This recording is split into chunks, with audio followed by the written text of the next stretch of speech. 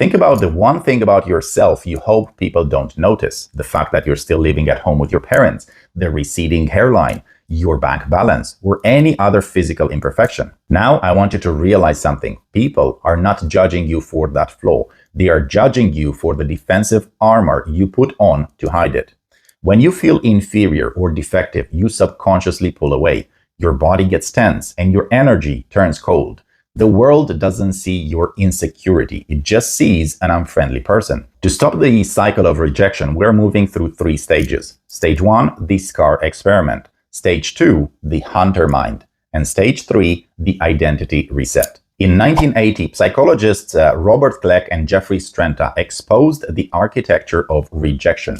They told participants they were studying how people react to physical flaws. Then professional makeup artists applied a deep, realistic, and ugly scar to the participants' faces. They gave them a mirror and they let them stare at it until the thought settled in. People will judge me for this.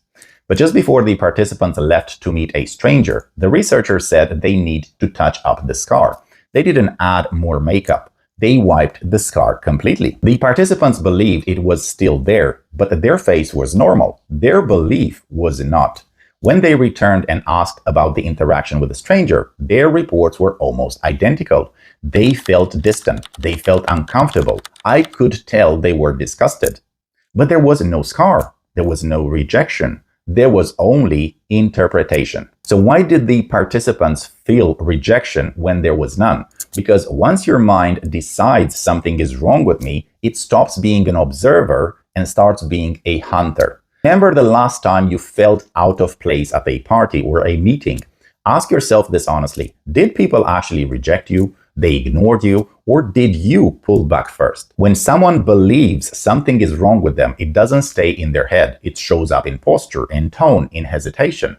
The other person doesn't see a flaw. They feel distance.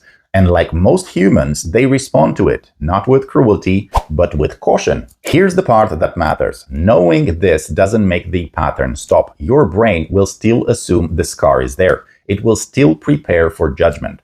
So the question isn't whether the belief appears, it's whether you move as if it's true. When you act as something is wrong with you, people respond to that signal. The people who break this loop don't argue with their thoughts. They change what they send out. They stop moving like they're about to be judged. They speak without guarding every word. They don't walk into a room already on defense mode. That's not to fake confidence, but to stop signaling a problem that isn't actually there.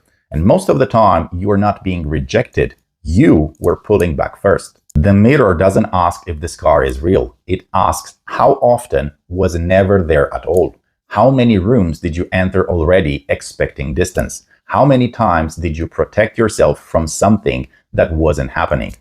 But self-perception is only one test. There's a harder one, a moment where belief, pressure, and action come together, and you don't get time to think. In the next video, we'll look at that exact moment. Watch the trolley problem next. The mirror doesn't judge, it only reflects. Subscribe to The Dark Mirror. Take care.